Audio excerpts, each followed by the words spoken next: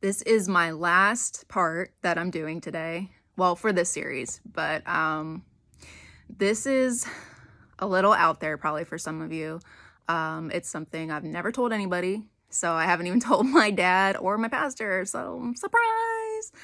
Mom only knows because she caught the end of it, and she really doesn't remember. I'm like, Ma, how can you not remember this? But I'm gonna say 2 points in case I would lose anybody.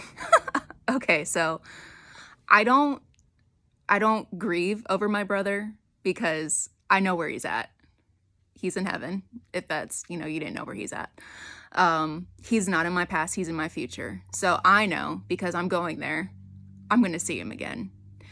And for those of you who are not sure about relatives that have passed, you don't know what happens in those final moments.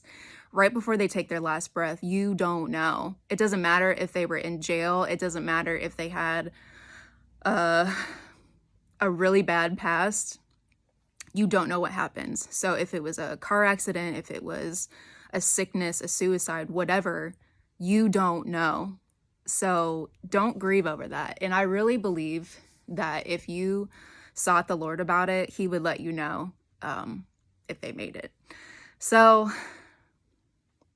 this, I would never lie to you. I know it's going to sound so weird, but this happened. So Sam psyched us out multiple times, at least 6 times, where we thought he was going to die, and he didn't. This one looked pretty serious. So Mom texted me at work and was like, hospice is here. It's not looking good. So I left work and I just went home. I had to get myself together because I was like, I don't need Sam seeing me like this. That doesn't help the situation. And I really had to just get a grip. So I was at home for a while and then I went over there. And so every time I went over there, I would help Ashley. I'd stay the night, because the kids were little, so that way she could get sleep. So I would stay the night. So I was over there probably 3 to 4 times a week. And so I'd get home, or I'd go to Sam's after work, and I'm like, all right, time for your healing confessions. And when we would read Charles Capp's healing confessions. And I would hold his hand. And even though he couldn't talk, I still did it. I was like, all right, repeat after me. And so I would say, a confession, and then I would just pause, like he's repeating it. And Sam was completely out of it when I got there. So I'm like, all right, we're doing our healing confessions. So I did all of them. And then I just put some worship music on and I held his hand and I just prayed in the spirit. And it was, I raised a hallelujah. And then I played The Throne Room. Charity Gale sings that. And I'm going to post that video. It's just powerful. And so I'm praying in the spirit and the song's playing. And it's about the throne room, And I look up and Sam's going.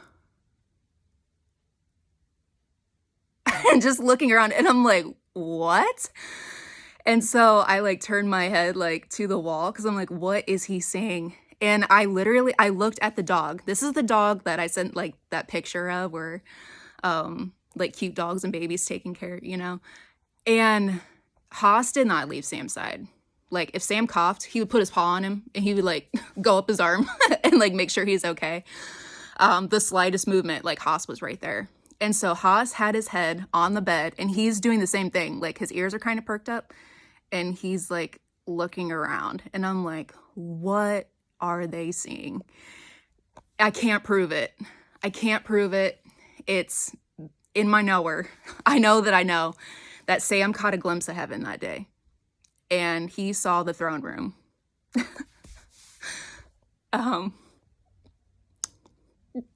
Where it says, the angels, it's in Isaiah, where the angels are flying around the throne and they're singing, holy, holy, holy. And I believe Sam saw it. He got to witness that. And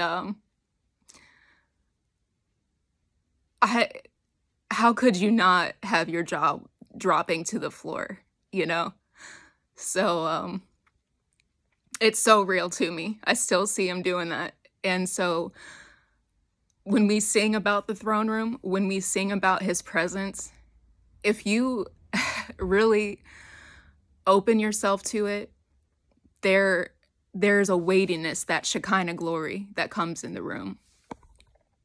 And I was in a service before where no one moved. You couldn't move. And I just cried. And I wasn't sobbing. It was just tears streaming down my face. And so heaven is real. I don't care. And I'm not asking for your opinion either.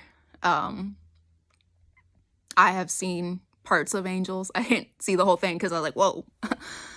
There was a lady, I was probably 4 or 5, and a lady in our church was crying, and I looked over there and I saw a hand on her shoulder.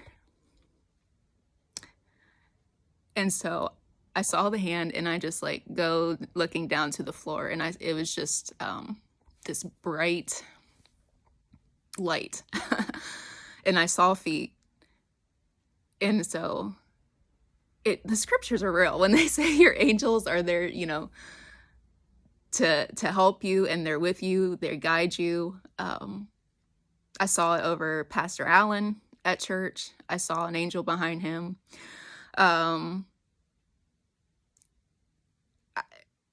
We are spirit beings, and that's why there's a longing for the supernatural. There's witches and warlocks that are watching this probably. You want the supernatural because you're a spirit being. You're just going into the wrong supernatural.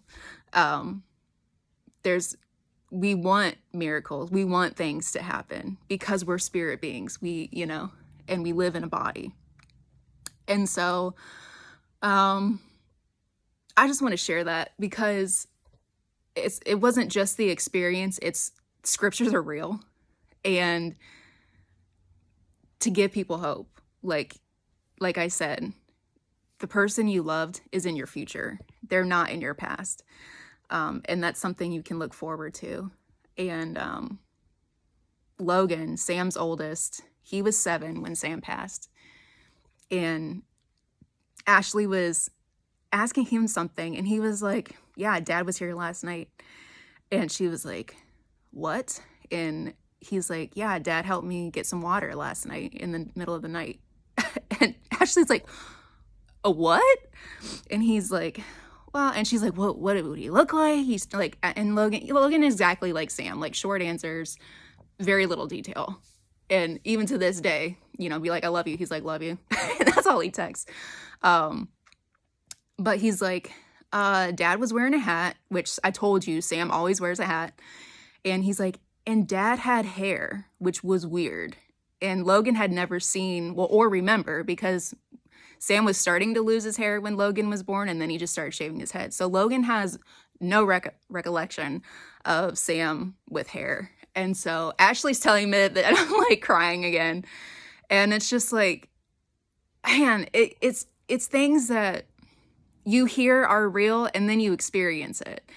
Now, if you're dreaming and you're talking to people or you're seeing people, you're in the wrong realm. That is not something that is supposed to happen. That is not good.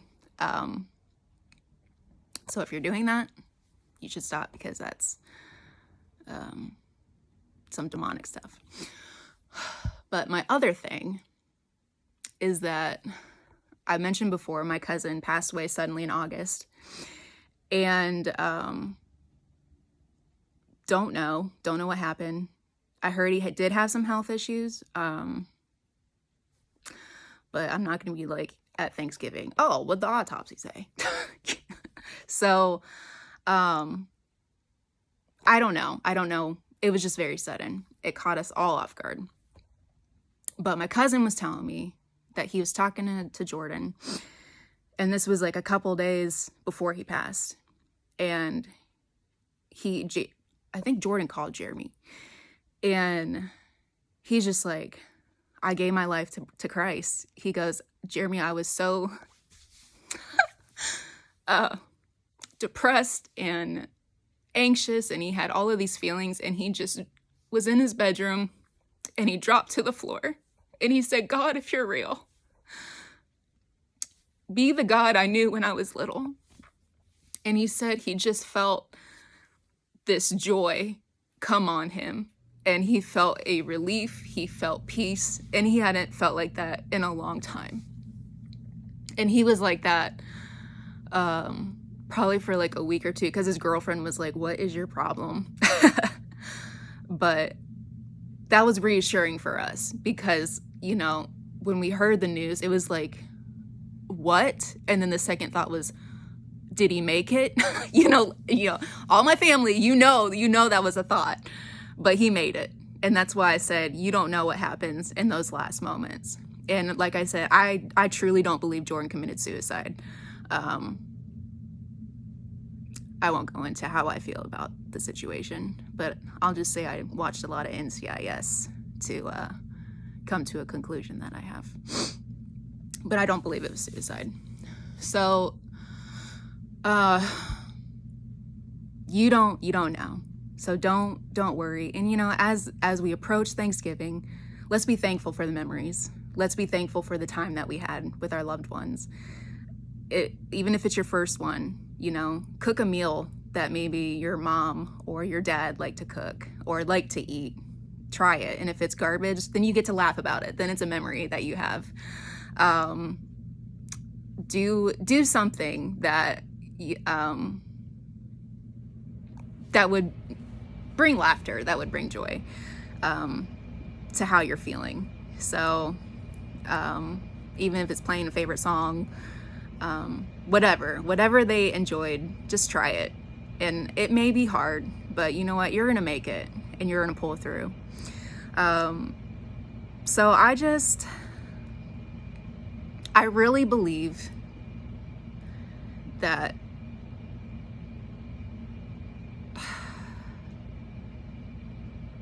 somehow I'm making a change in someone. You know I've posted a lot of stuff, but one person, if it's one person, then I've done my job. I'm doing my job. I'm not quitting. So if you've never accepted Christ in your life, just say, Father, forgive me. I believe in you. I want you to change my life. I want joy and peace, which you provide. And I want to see you in heaven when I die. And, or before you come, you know, and that's it. So happy Thanksgiving, everyone. And really, truly enjoy it and be thankful for what God's doing in your life.